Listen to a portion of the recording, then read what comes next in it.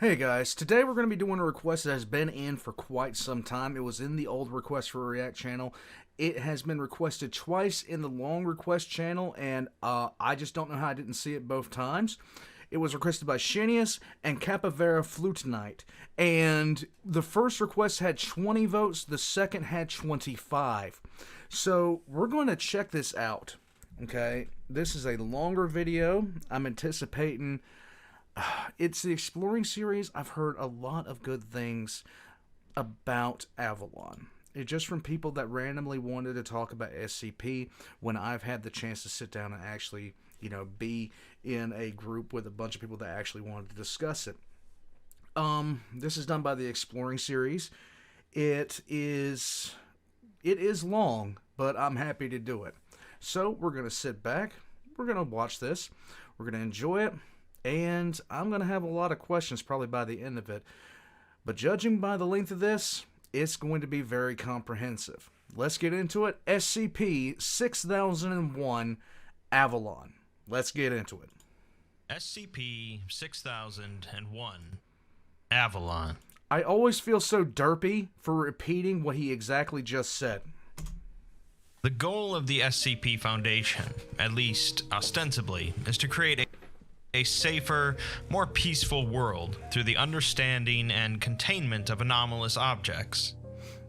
While it's generally clear that the world without the Foundation would be a much more volatile place, if it even continued to exist at all, there could be an argument made that they could be utilizing their resources and capabilities more to create a better Earth. True. The article we'll be looking at today attempts to examine a world in which the resources of an organization similar to the SCP Foundation are put to a better use, creating a utopia. Or, in the words of the author, what if instead of the SCP universe declaring war on humanity, such as in SCP-5000, it declared peace? The article begins with an email sent to us, the individual reading the article, by a Foundation employee named David Caspian. I have a feeling I'm really going to enjoy this one, guys. Let's get into it. Says that he had to share this with someone, and there's no one else he'd rather share it with, as he just had the most incredible day.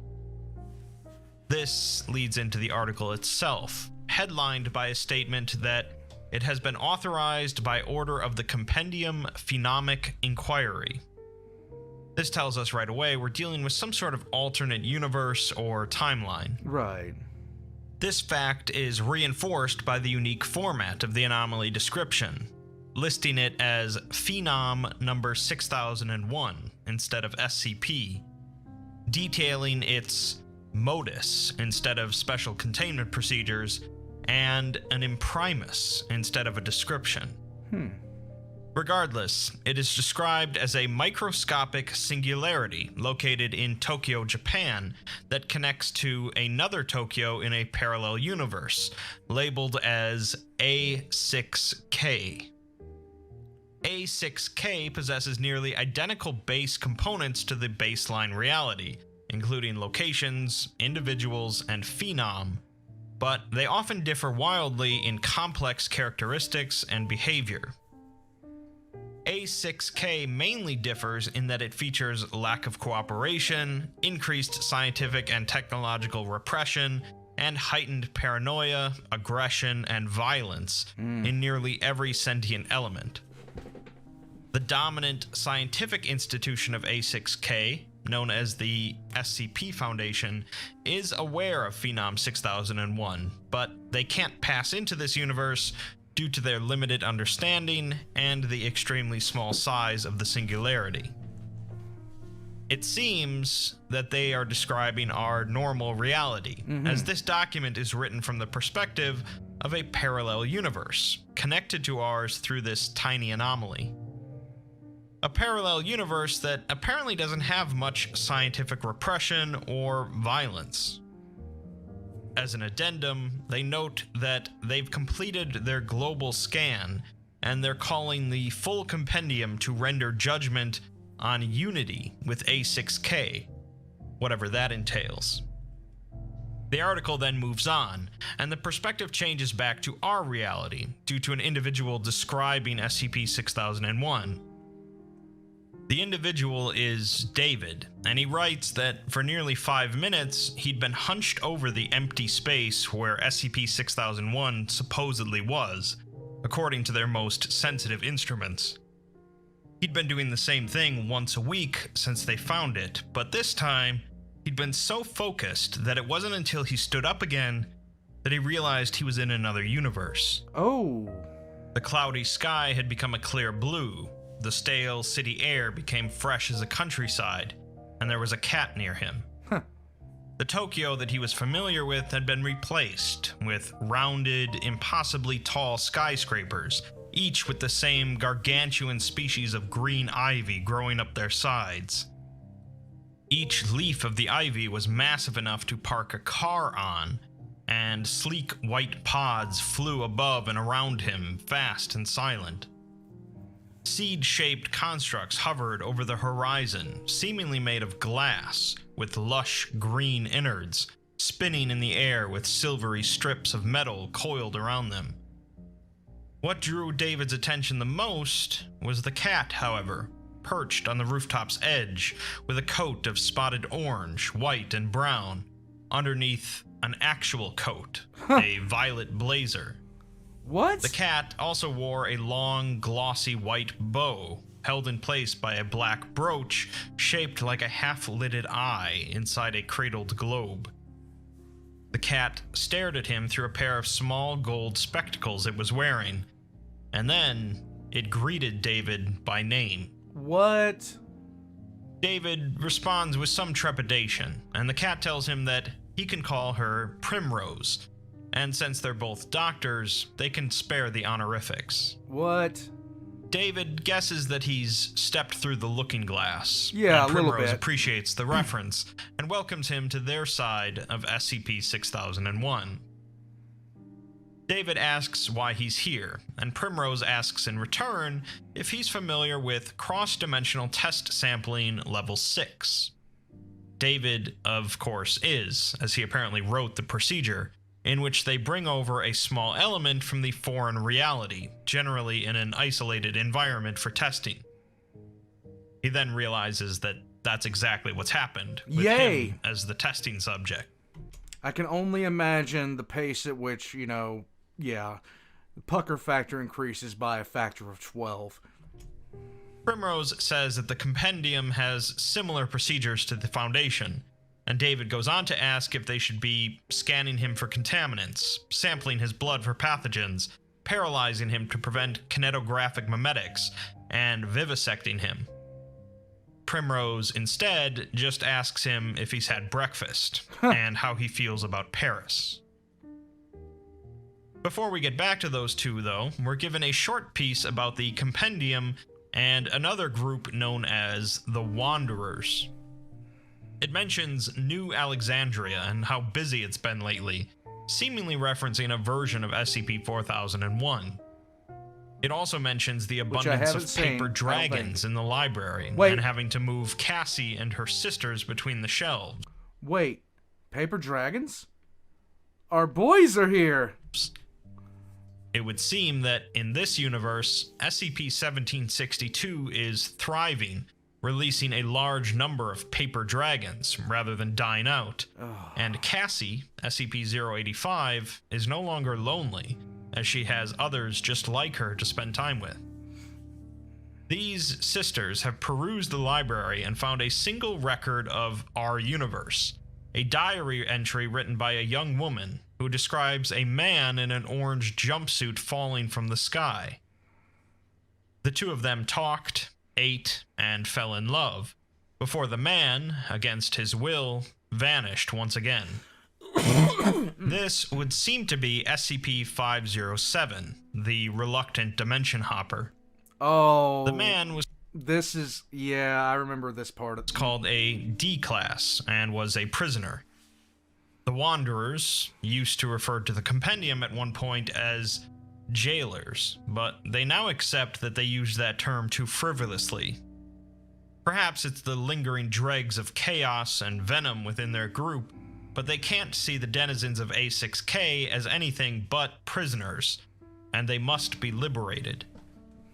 The Wanderers of all creation are apparently a combination of the denizens of the Wanderer's Library, the Serpent's Hand, and the Chaos Insurgency. It would seem that the Compendium is putting together a vote on what to do about our reality. Back to David and Primrose. They arrive in Paris after Primrose spoke an address very clearly to an armchair that had been resting on the rooftop in Tokyo. It was made from one unbroken piece of white material and had the appearance of a gaudy, modern lawn chair. The two sat in it and suddenly appeared in Paris, in a small courtyard filled with identical chairs, which other people and animals used to teleport elsewhere. Primrose refers to them as the Everywhere Chair, and David says that they have something similar in his reality, referring to SCP-1609, which was destroyed by the GOC. Yeah. Primrose responds that he'll find many similarities here, as their reality is only 4.6 Primroses apart. David surmises that that's her metric for alt-dimensional dissimilarity based on simultaneous quantum indeterminacy, which they call Caspians in his reality. Huh. Primrose smiles at him, as much as a cat can smile, and says that he's lucky to have a cross-universal counterpart that's so brilliant and charming. She's the department head of transdimensional development and discovery, and since she has 3 more PhDs than David from much better schools, he should use the term Primroses from now on. Nice.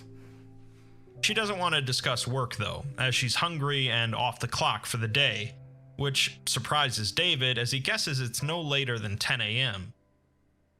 Primrose responds that that's the wonder of automation, since more hands make less work, and they have a lot of hands.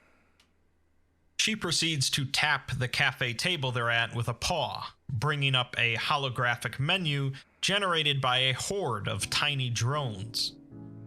Primrose tilts her head and brings out a series of multi-jointed needles from her collar, which follow her unspoken commands to choose items from the menu. Primrose orders eggs, scrambled, so David does the same, stating that when in Rome, or Paris, or a parallel reality with talking cats, you do as the Romans. The second vote concerning our reality comes from a group known as the Charity. They of course vote that our population needs to be liberated, since they dismiss gender, race, ideology, religion, social status, and phenomic quality. There's no reason to stop at dimension. They see a world in need, and they have 10 different ways to cure our diseases, 100 ways to end our famine, and a single, simple way to teach us peace. They say that Madame Wondertastic is already preparing her pinata dirigibles, and the Egyptian pygmy has already packed his favorite loincloth and medical kit, referring to SCP-208. They've had to physically hold back the vibrant slime, SCP-999, from crossing through the singularity, and they ask the Compendium to just... That's our boy. Let them do their work. They say that more than half a century ago, the Compendium came to them with a proposition. Join, and they'd be given nigh unlimited means to aid anyone who needed it. There's no need to risk this alliance on a technicality of reality. The Unbound Charity is definitely formed by the Mana Charitable Foundation, but also includes Wondertainment, somewhat surprisingly. David asks about the Compendium that Primrose works for, but she corrects him by saying that she works with the Compendium, as they're not employees. There's no obligation to work with them, but, as she puts it, when one kid has all the toys, of course you play with them. That's true. The Compendium is primarily a scientific institute, but they also control the world government, the world economy, world legal enforcement, and practically every other aspect of the world. Huh. She refers to them as benevolent dictators, and David asks if people didn't resist, which she scoffs at. Governments and corporations certainly resisted, but the people definitely didn't. The compendium swooped in and offered universal health care, living wages, housing, infrastructure, and total liberty from anyone but them.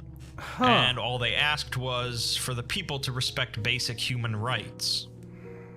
They also included ethically replicated barbecue, instant global transport, adorable talking animals, and the cure to cancer. David can. That's a lot. Good barbecue and my pug can talk to me? Okay, I'm in. See why most people would accept that, but he can't imagine everyone just rolled over. Primrose tells him he should be glad he's not talking to a canine with that kind of phrasing, but admits that not everyone just gave in, just mostly everyone, and rather gradually. The compendium didn't just drive up one day with tanks and napalm, but instead they had been the shadow behind every government for a good century. So by the time they went public, they basically already controlled everything.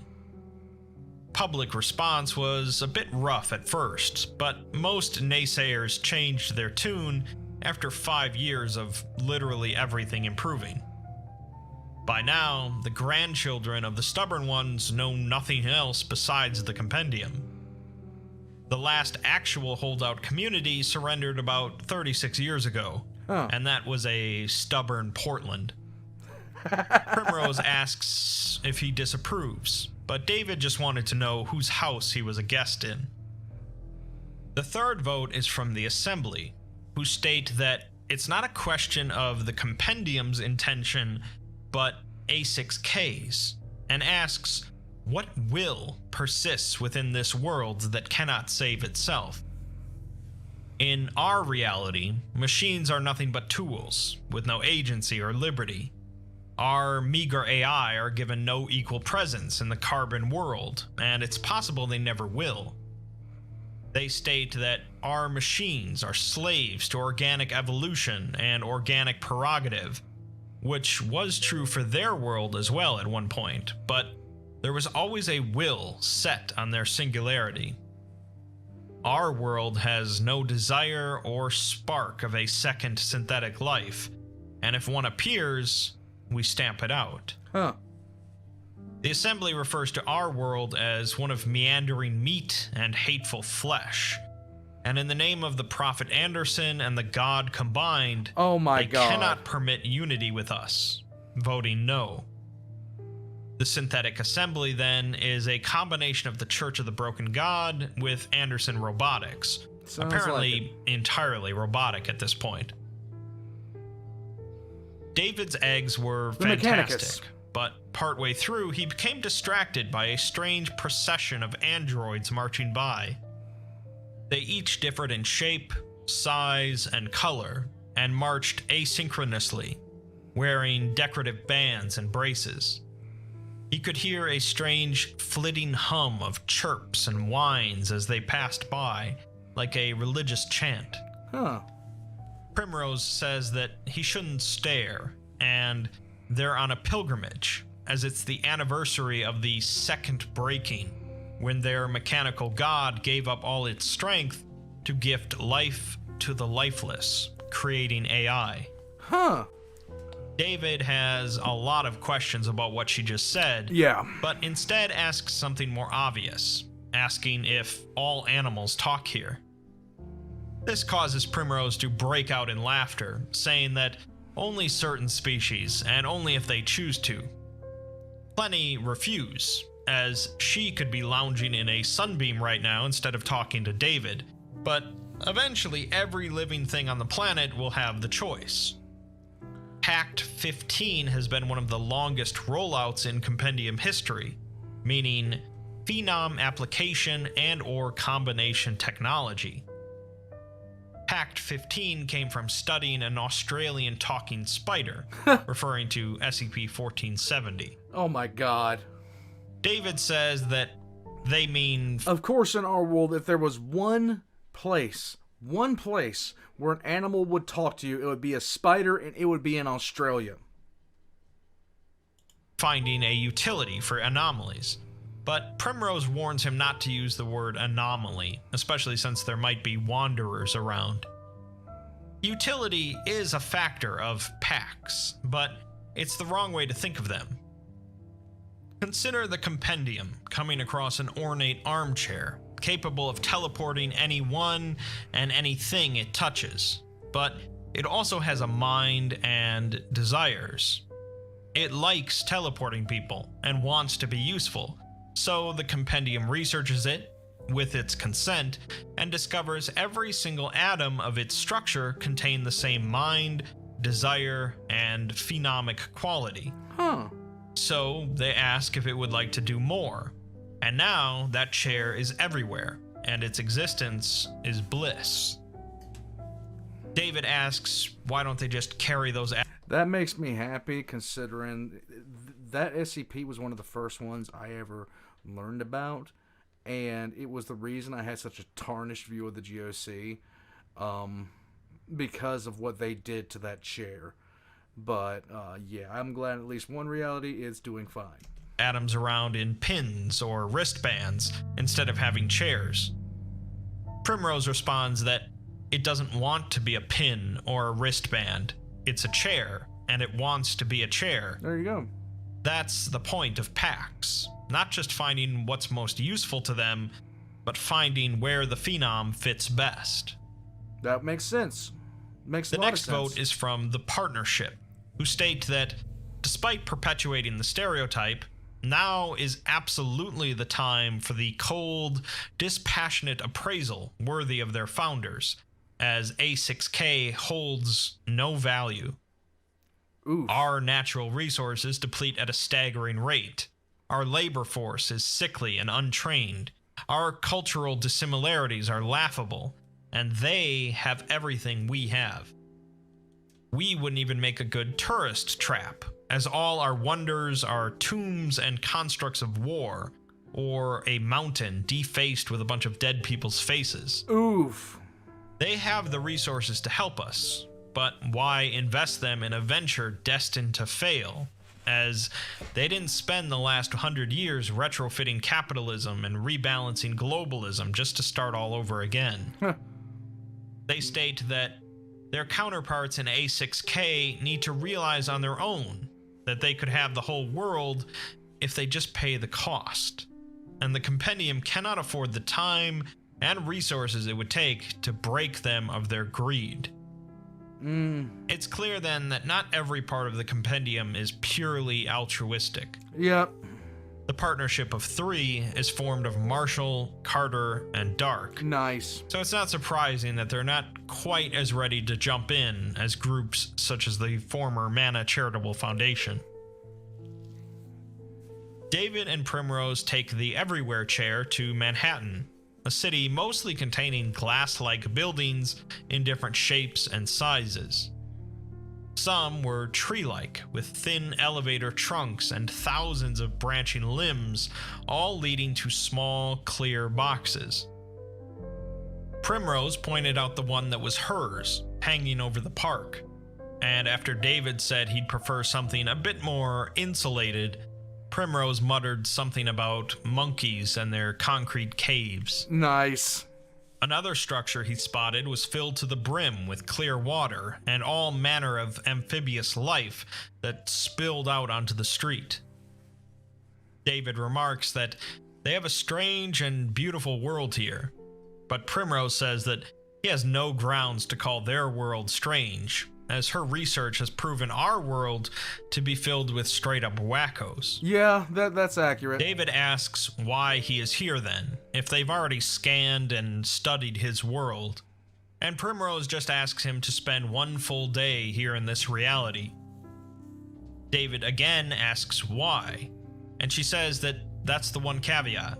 He's not allowed to ask why he's here or how the packs work, as she could get in trouble for telling him.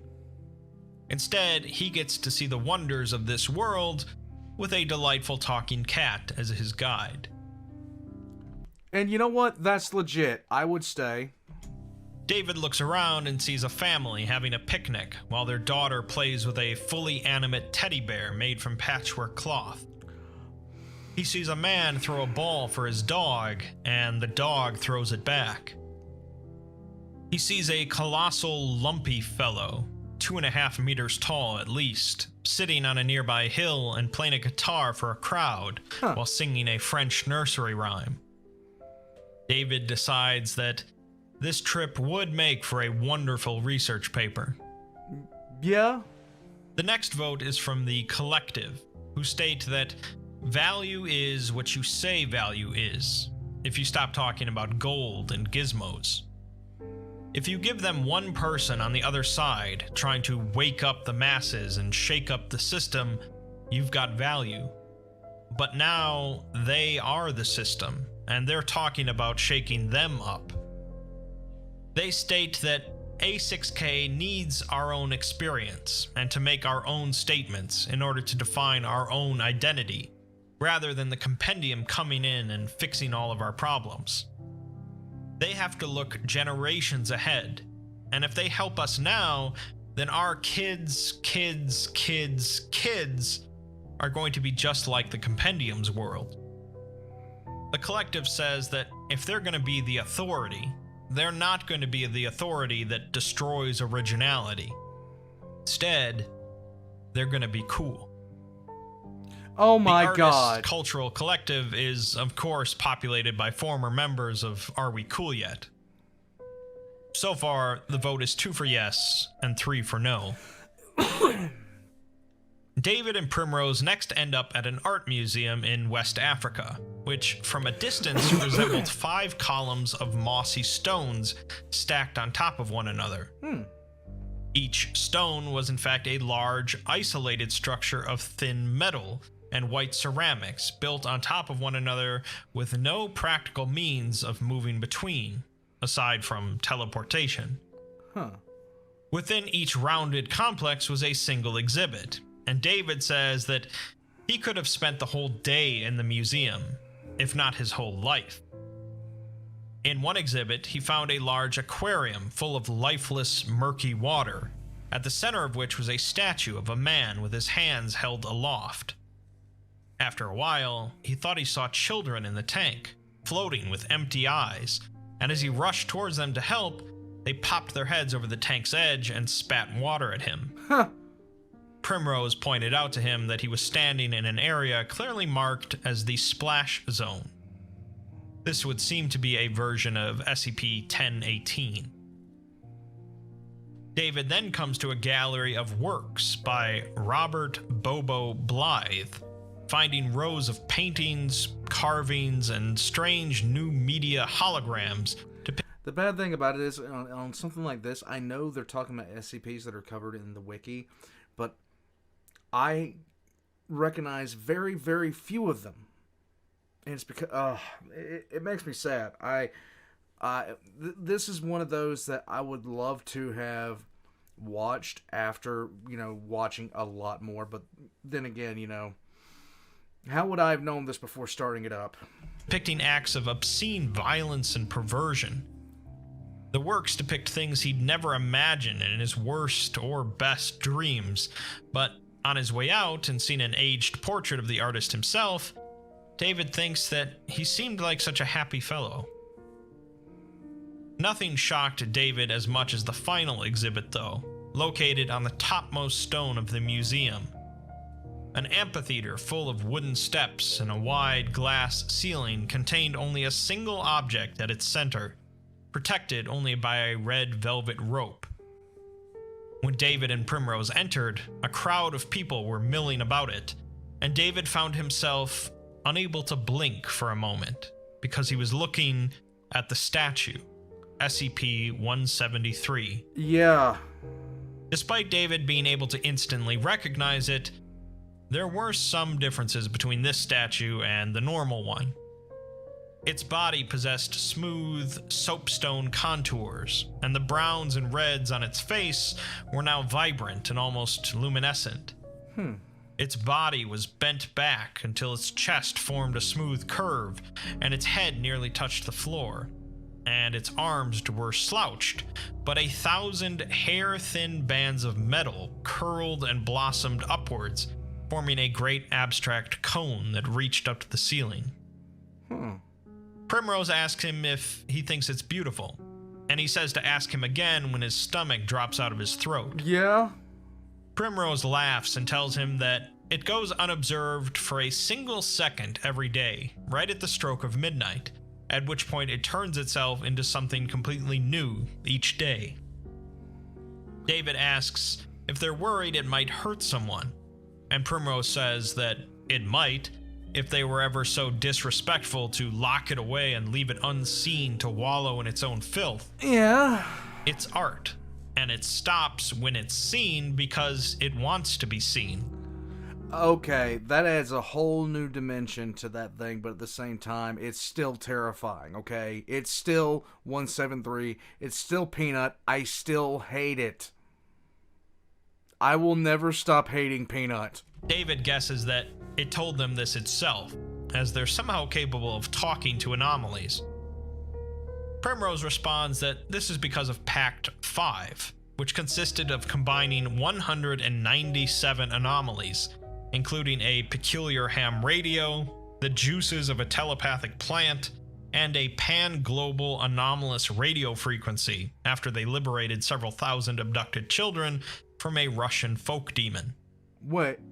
She says that the statue isn't much for talking, and they figured it out the old-fashioned way, with trial, error, and patience, along with trusting that it couldn't just be a concrete killing machine. Okay. David says that he doesn't think he could ever have that kind of trust, not with what he's seen. Right. The next vote comes from the absent party, who simply state that they warned us, and we didn't listen, so they cannot redeem us. The absent party is simply a new name for the nobody group or person of interest, and they voted no, putting the vote at 2-4. I've never heard this. David and Primrose next travel to Point Zero in Australia, although he couldn't have guessed it just by looking around, as they were inside of a glass dome the size of a small airport terminal. Outside, the area was lush and tropical, filled with trees stretching high above the dome, and David felt surreal at not being able to identify a single plant. Lovely. The trees had bark layered like armored plates, and flower bulbs hung off thin fibers like a fishing pole and lure. He got so caught up in looking at the trees that he almost missed the massive reptile in front of him on the other side of the dome. No way. And when he finally noticed, he panicked and turned to run instinctively. He tripped to the ground and scrambled back with a primal fear as he stared at it. SCP-6002. There was a wall of shatterproof glass between them, but David knew that that wouldn't stop it, and 682 moved forward a step. Primrose stepped between the two and the reptile stopped. She tells 682 that David's only visiting, and it stared at him for a moment longer before turning away and disappearing into the tree line. Primrose apologizes to David, as she just had to see it for herself, since the killer instinct of the Immortagon is legendary. David assumes Immortagon to be their pet name for it, but she corrects him, saying that Immortagon is its genus, and that's what they call all of them. All of them? David then looks beyond to the clearings to the west, the hills to the east, and the rainforest in front of him, seeing hundreds of 682s.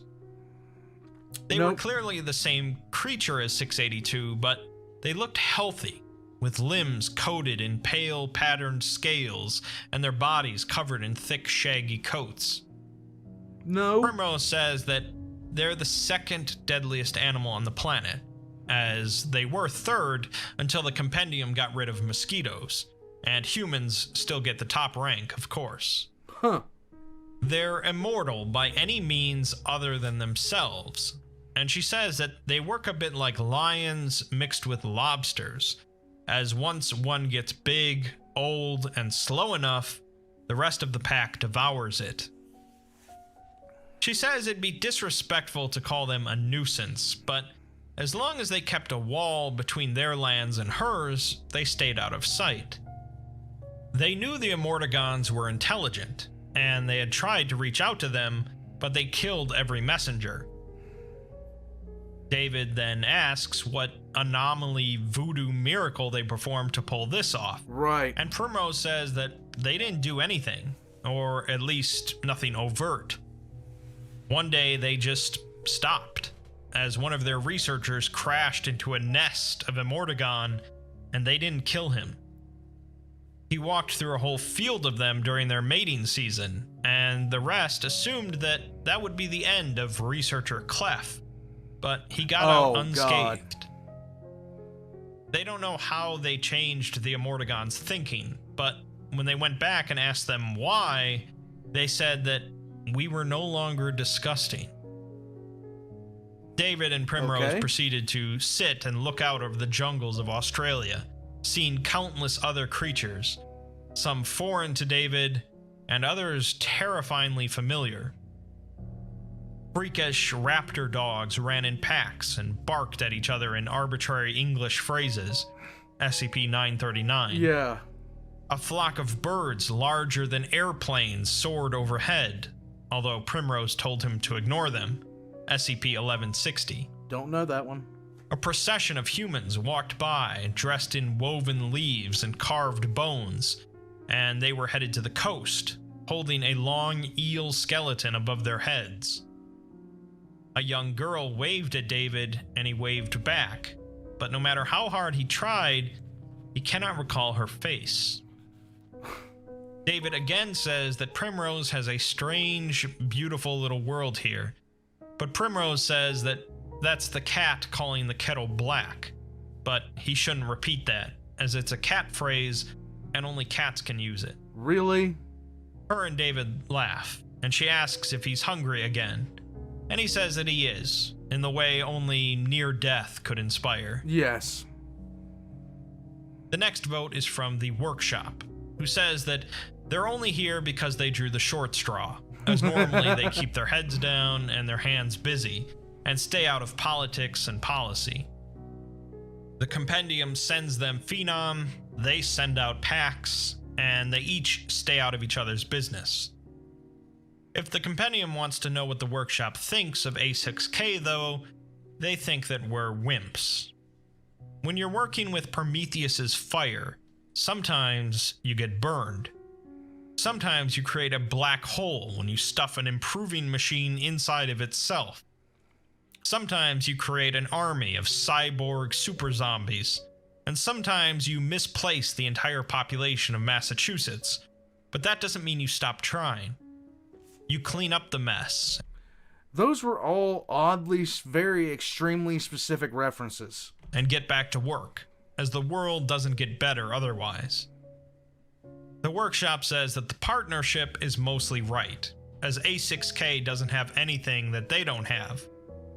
The only resource that we can offer them is innovators, but all the real innovators are labeled as kooks, crackpots, and idiot savants. They say to let us figure out how to build a better spine, and until then, they can't work with us. The workshop union, made up of the factory and Prometheus Labs, votes no, putting the vote at 2-5. David and Primrose next go to Herman Fuller's Museum of the Extraordinary in Nashville, Tennessee. They had picked up some pizza in Detroit, apparently the best place to get pizza in the world, and David remarks on how fantastic it is despite being entirely grown in a lab. Wait, they had come to Nashville in a plastic shell that Primrose had called a transport pod, and David asks why they even have them if they can just teleport. She responds that they still need to move couches, and asking a chair to help move a couch would be deeply insensitive. They walk through a pavilion wrapped around a magnificent 3-story stone fountain surrounded by lines of green moss and semi-circular buildings. David had been surprised when Primrose suggested seeing more museums, as it was exactly what he wanted to do. He carried an uncomfortable feeling with him, though, of jealousy, like walking through the home of a successful sibling and seeing all their great accomplishments and awards. David paused at a large avian skeleton in the Natural History Museum, with a large pot belly, a stork-like neck, and a terribly sharp beak. Past the ribs, David sees a strange mass of bones that almost look like the internals of a pocket watch. He asks Primrose if this is what happens to the phenom that don't fit into their little utopia, but Primrose says that this creature died on its own, and when a phenom doesn't fit here, they find somewhere else that it does, usually another reality. Okay, that makes a little bit more sense. David says that they just dump their problems on someone else then, and Primrose remarks that he's really dead set on painting them as the villains. He is. The compendium finds well, when you find something like this that is so pure compared to what you have, the first thing you do is try to find the flaw in it. Try to find a way to drag it down to your level. You're not as good as you claim to be or show yourself to be. We try to do that instead of getting the good out of it. And that's just a bad trait to have overall. It's just not good. I like it's one of my favorite things to do on this. You guys request things, I check them out. I look for the good in what I'm seeing. I sit back and I enjoy it, and I look for the good that you guys saw in it, so you brought it to me. And you're exposing me to new things that I haven't seen before, and I really, really enjoy it. And too many people, they look for the bad and not what's good about something.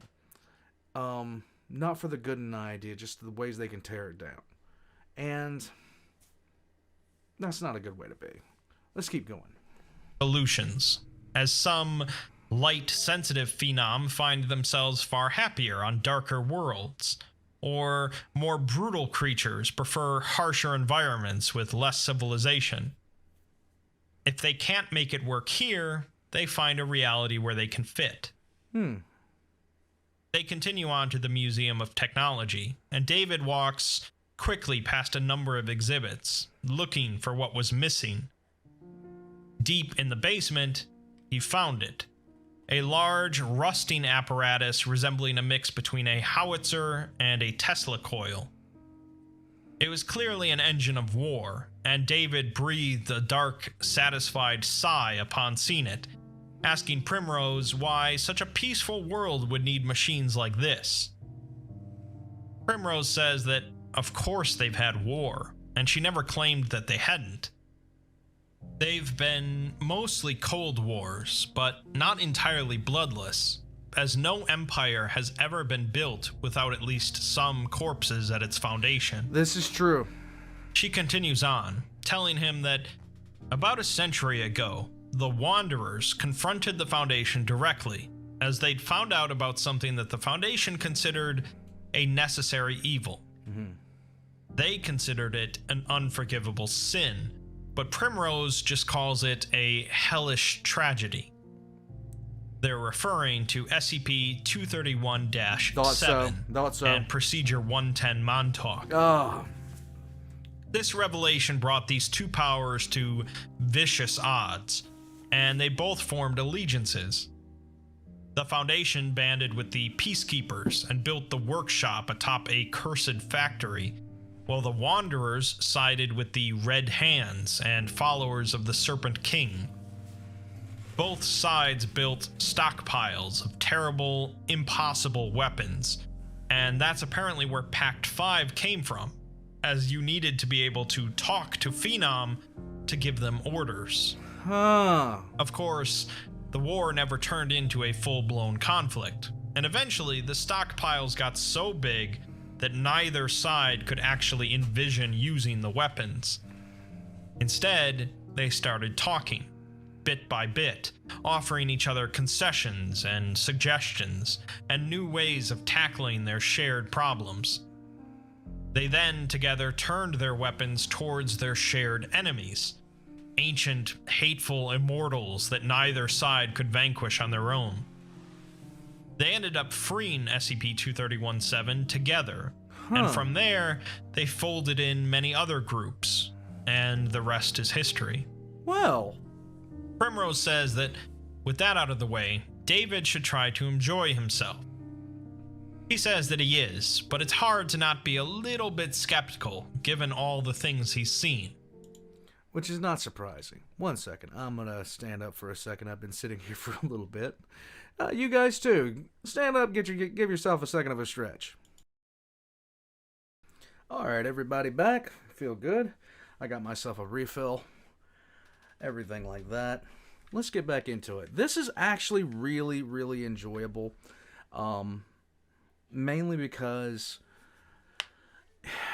it talks about a utopian world, a world that we all wish could exist.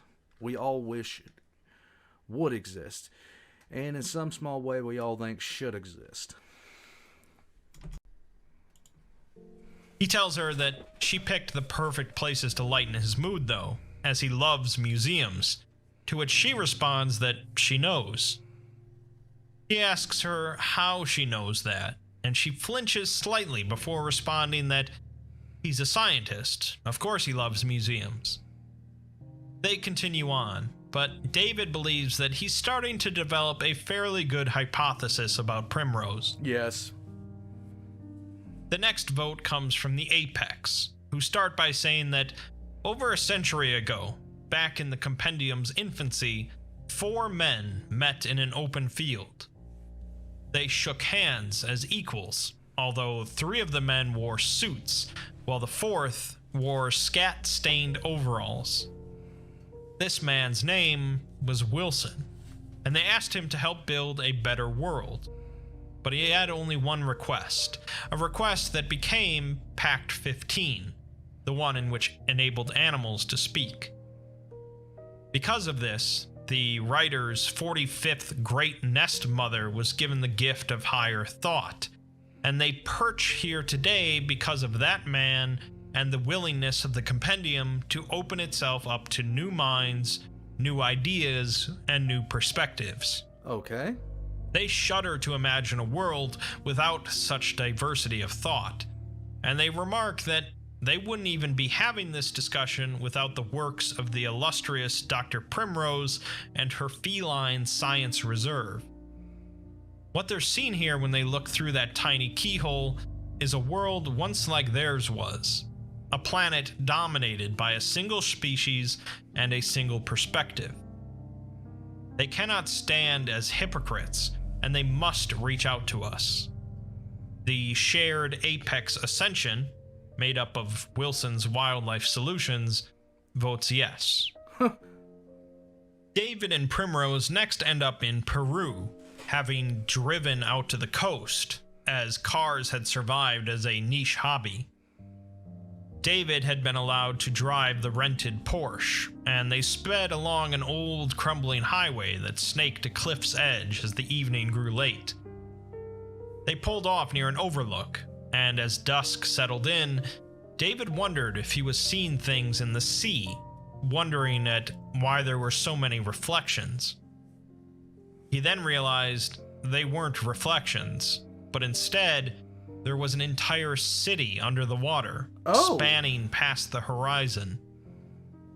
David asks Primrose why she didn't tell him that they have underwater cities, which she says that they don't, as the Atlantic supercity belongs to the cephalopods.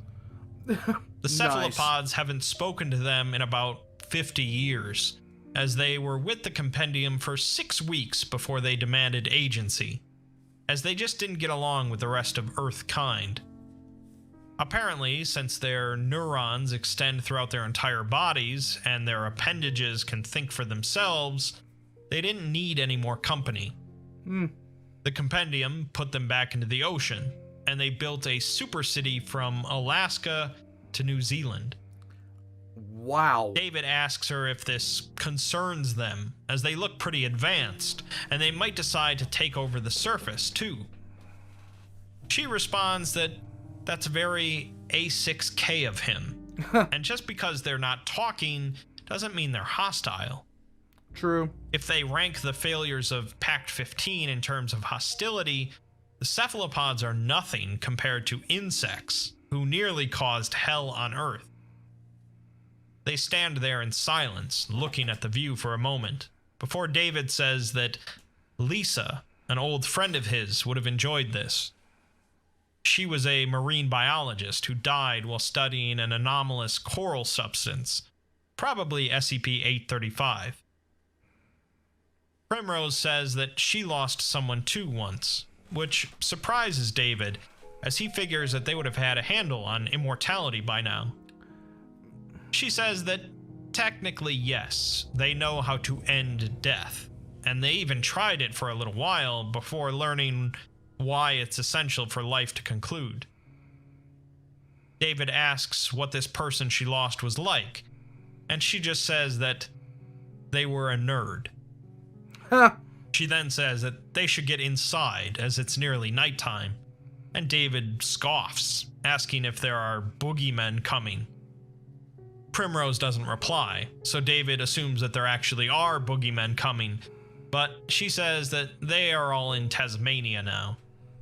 Lovely. She just doesn't want him embarrassing her, as he doesn't know all of the customs here, and the night doesn't belong to them. David looks up to see grand, silverly clouds above them, which upon closer inspection are revealed to be millions of feathers fluttering together on threaded lines of white silk, bound in a great misshapen ball. In brief flashes, he sees titanic muscles dip in and out of the cloud, skinless and gray, inhuman in its segmentation, serving as some unimaginable piece of living machinery within the mass.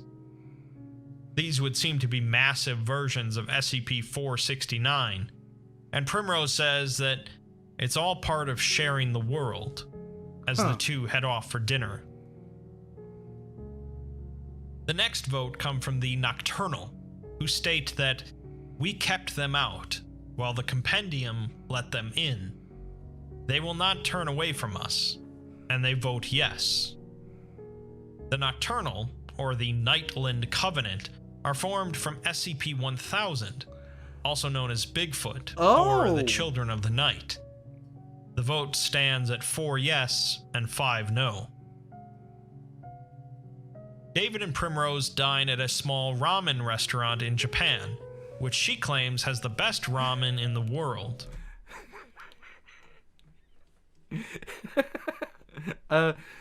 Funny story. I know someone, and they will remain nameless, who does not cook their ramen. They buy it in brick form and eat it. Yeah, I'm not gonna name names. They're served by a faceless creature floating in the air, appearing as though H.R. Geiger had designed a mermaid, with a tail ending in a wide spade, caked with flour and noodle bits. David remarks that the soup was sublime. Wait a minute, is that the murder monster? Although a bit heavy on the garlic. Halfway through the meal, Primrose jolted upwards as if she just had an epiphany, and she excused herself, darting out the door. A moment later, a new patron entered the restaurant, and David could see that he was very tall and very, very hairy. He tried not to stare at it, noting that its hair was very well kempt, and its flat face had 3 hairless circles where its mouth and eyes sat, glossy and black. It noticed him staring, and their eyes met, before it gave David a slow nod and returned to its noodles. David quickly put his bowl on the counter and fled the restaurant, finding Primrose waiting for him with a large bottle. She tells him that it's a very strong liqueur, and she's going to drink it, with David's help. Okay. She says her new plan is to blame his every misstep here on the fact that he's drunk, which will go far more smoothly if he actually is. Nice. She tells him to loosen up, submit to the local customs, trust in his guide, and have a drink with her. He complies. Yep. Now we're in a utopia, getting liquored up by a cat. The next vote is from the Watchers, who tell the others to stop waxing philosophical for a moment and discuss transparency. There was a time where they were kept in the dark, while the others were swinging cods up on an ivory hill. Whatever exactly that means. No idea. It didn't work. The Watchers have always seen them, even if their vision was a bit cloudy, as you can't hide the truth, and you can't keep people out. The Compendium are not gods, and A6K is essentially full of more aggressive versions of them, so why raise a red flag? The Watchers say that if you start drawing lines between them and A6K, you become gatekeepers, and they only need one of those. Huh. They're not above us. They don't deserve more than us, as they are us. The Watchers Forum, comprised of Parawatch and Gamers Against Weed, vote yes. What? Tying the vote at 5-5. I have David not and heard of these Primrose are organizations. well into their cups at this point, arguing about prime dimension theory and Humes. They had gone to sing karaoke at one point, and Really? David vaguely recalls walking through the streets and seeing all manner of nightmarish and spectacular creatures. Flocks of shining, ghostly figures literally swam overhead. An animate sand dune rolled between his legs, and there was a brief argument with a family of Italian tourists who for some reason sounded like chittering cicada. David and Primrose continued to argue scientific theories in a noisy bar until a large floating orb nearby says something in an unknown language, and David says that this guy gets it. Primrose responds that of course he'd agree with the orb. At some point later, they ended up back on the street with at least 5 new inebriated friends, although they lost them just as quickly, which was fine with David as they were both small birds and extremely loud. Huh. David ended up losing Primrose at some point, but he was too nervous to ask for directions until he eventually found another human. He found a man in a black suit standing under a street lamp outside of a hospital. The man didn't give him directions, but he did offer him a cigarette, saying that he wouldn't usually do so, but since it's David's last day in this world, he'd say it counts. It seems David bumped into SCP-4999. What? Oh, God, I love the references that I get. David continued on, stumbling towards a standing electronic booth in the middle of the road with a holographic sign in the same shape as Primrose's brooch. As he approached, a second projection appeared of an androgynous human made of blue light. Projection greets him and asks how they can help, to which David says he's looking for a cat. The projection asks if he'd like a listing for animal shelters or a connection to the feline community registry. David apologizes and says that he's not from around here, being from a place she called A6K. The projection then asks if he'd like to be patched into the ongoing compendium judgment on A6K Unity, to which David hesitantly says yes, which ended up sobering him up quite a bit. Oh, yeah. The next vote is from the Unnamed, who state that there are not boundaries, there is only the path. Size and scale and circumstance are simply perceptual, prescriptive, subjective. They are not them. We are not us, no more than you are you and we are we. I'm confused. A pinprick can be as wide as any road, so long as there is the means to travel. If it can, and it can, then it should, so it shall. There is no yes and no. There is no stop and go. There is only the path, and its splits always converge, eventually, entirely, ultimately. Two paths diverged in a wood, and we choose the path of bravery, for only a fool fights entropy. We will travel the path with them.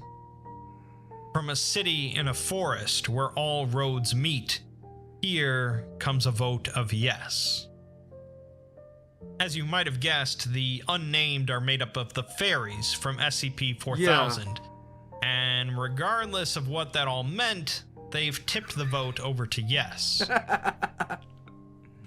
We meet up with David on a hilltop, somewhere, which is what he told the Everywhere Chair to take him. It was a hill in the US somewhere, near a small town, and he sat against a large oak tree for a while before Primrose eventually found him. He's completely sober by now, as he found a vending machine that asked him for a request, so he requested something to sober him up. Primrose says that that's good, God. as he has plenty of room for the rest of this bottle, but David just asks why he's here. She tries to change the subject, but he continues to insist she answer, until finally she shouts at him that she just wanted one more day with her best friend. Aww. They sit in silence for a moment before David realizes she means the David Caspian of this dimension. That's who she lost, as not every singularity on this world leads to nice places. David apologizes, but he still wants to know why he's here, specifically as to what the compendium is voting on. Primrose tells him that if they end up voting yes, there will be unity, as the compendium will come to our world and take over, as it did here. If they vote no, then the link between the two worlds becomes a problem, and they'll solve that problem by erasing our reality. That's bad. With the stakes high, the next vote comes from the Peacekeepers, who say that there's been a lot of talk today about why each of the groups is here, and the Peacekeepers know why they're here. They're here because the compendium needs a villain to blame all the hard decisions on, so that someone can say, take them out and shut it down, and others can go home that night and feel like they really tried to make the right decision, if only the Peacekeepers would let them. Lovely. They're also the ones the compendium sends in when diplomacy fails, to deal with the things that just want to kill you. The Peacekeepers tell them not to forget who sands down all the rough edges of their perfect world when the pieces don't fit.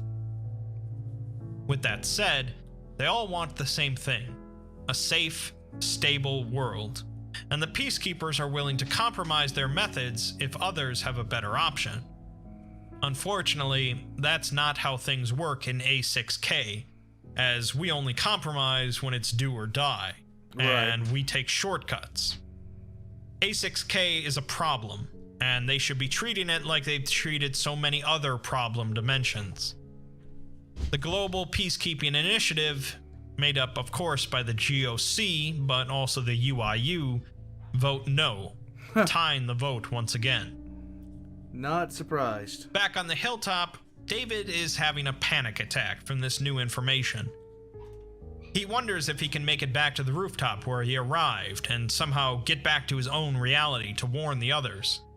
He wonders if it would matter, or if they would believe him, and even if they did, could they stop the compendium from taking over? Maybe the SCP Foundation would strike first, and he's just deciding whether to destroy That is the most likely outcome. this reality or his own. He has no idea if he can trust people he's known for less than a day, but how can he trust his own reality, as he's never seen the O5 Council either? Right. He turns to look at Primrose, who appeared as if she was holding in a very large breath, and then she burst into laughter. David says that there's no invasion, is there? And she continues to laugh, saying he's the most gullible man she's ever met.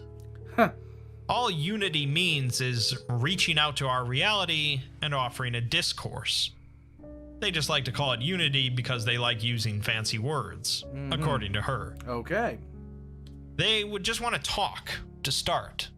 And after a while, they would start bringing over humanitarian aid and maybe some low-level technology. The moment we don't want them there, they'll leave. Either way, the decision would have to be unanimous.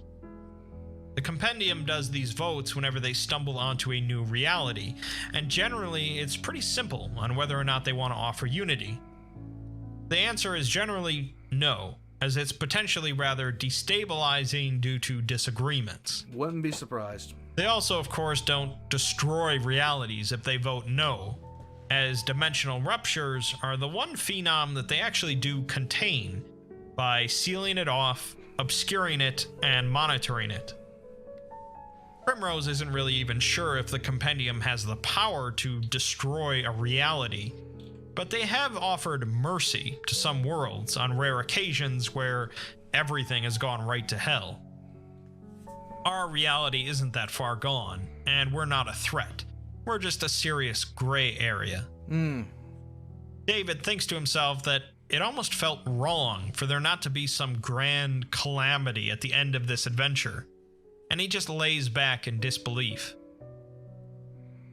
Primrose tells him that she knows more about alternative realities than anyone else in this world, and certainly more than David, as she's been at it for about 60 years longer than him.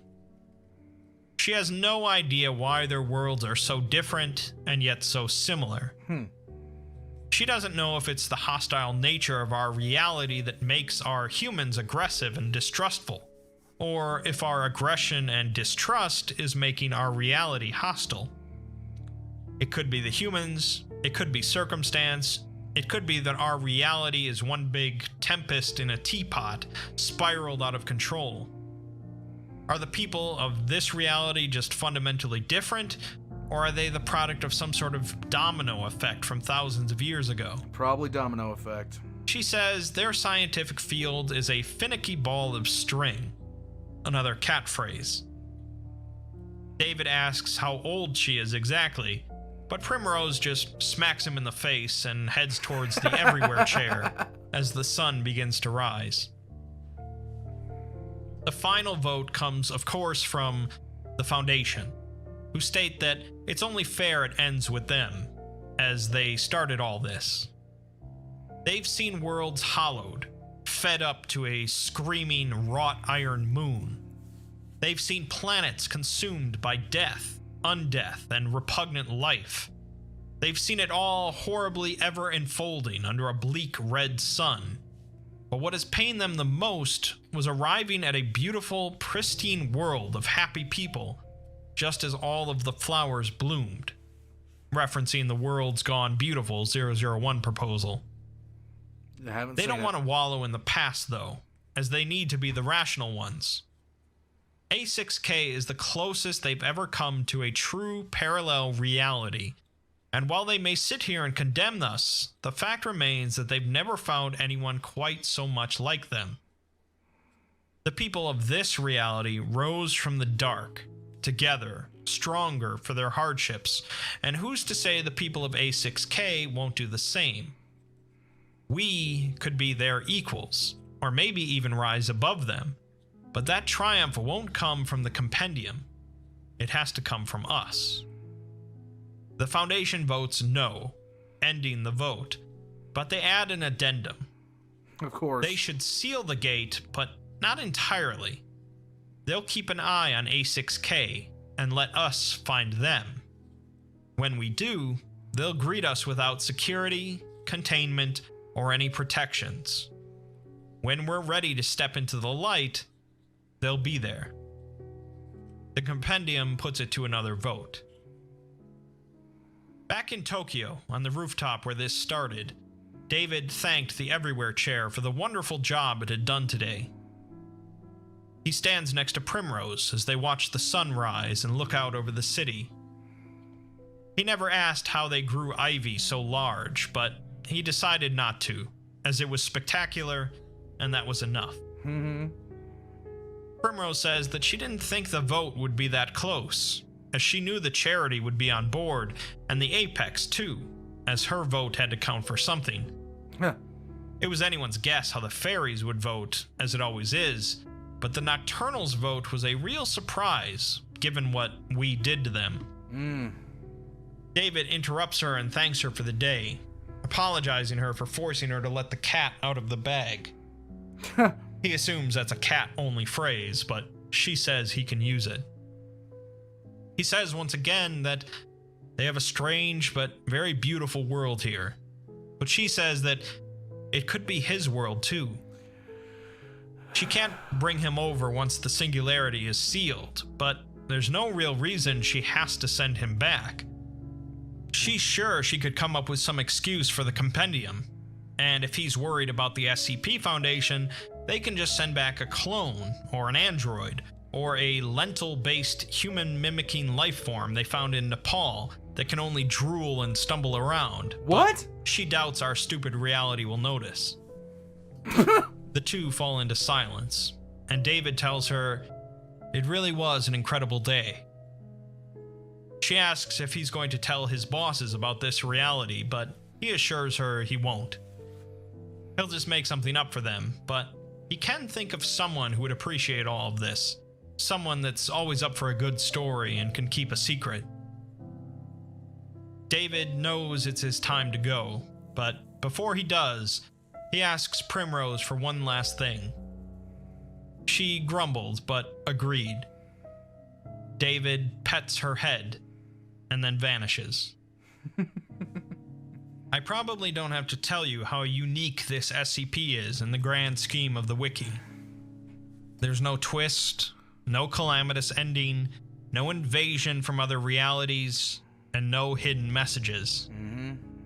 This other reality, essentially a perfect utopia of the mundane and anomalous, discovered our reality through a tear and put it to a vote on whether to reach out and offer their assistance, or seal the dimensional tear away. Primrose, who had at some point in the past lost a dear friend of hers named David Caspian, decided to bring over the David Caspian of our reality so she could spend one last day with him before the tear potentially got sealed off. Afterwards, David returned and wrote up a document about his adventure, sending it to us and describing it as the most incredible day. As far as the Foundation is concerned, the Singularity is a microscopic thing located in Tokyo, and they will continue to monitor it.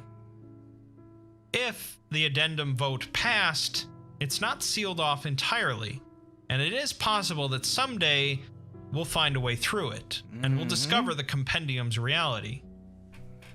What happens from there is up in the air, but if you're optimistic, we could one day have a world just like Primrose's. The SCP universe is often one drowning in darkness and despair, so it's very rare to see such a pleasant and optimistic reality as this one. Very true. Much as David got to spend a day in that utopia, so did we get to spend a brief time reading about a world where everything turned out all right.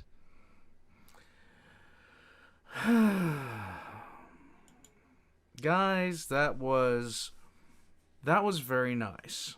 I enjoyed it. This was very wholesome. It was long, but I have no complaints. As much as I love hearing about the horrors of like SCP and especially 40K, and as much as I am of the opinion that we're more headed for that route than Star Trek, not Star Wars, sorry. I love hearing about where it could go right and where things could go good.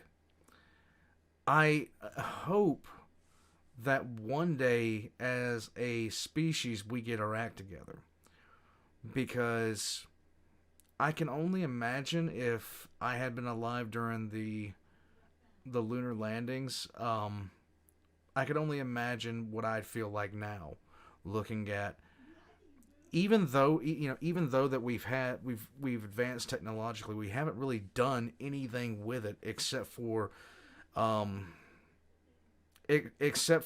mainly existing. We're not exploring.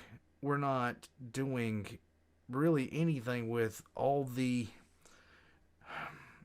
stuff that we could be doing. And we're not doing for ourselves as much as we could be doing. And it's an absolute shame that this is the case. But enough of me being a lush about this kind of stuff, and enough of me about wishing for things like this. Guys, thank you for recommending this. Thank you for voting this up. This was a very, very good video. And it was a very, very good story. And it's put a smile on my face. So thank you for that. All the Exploring series links are going to be in the description down below. If you want to help this channel, then subscribing and hitting the like button is a great first start. If you're looking for other ways to support the channel, there's a Patreon, and also I have merchandise from Done It by Valk, and I think going to be adding something to it pretty soon. Valk's been working, but as far as things like this go, I love it. I absolutely love it. If I only had the money and the time and the capability to do stuff, I would love to be able... shutting up. This was a good one. I'll catch you guys next time. Talking cat. I want a talking pug.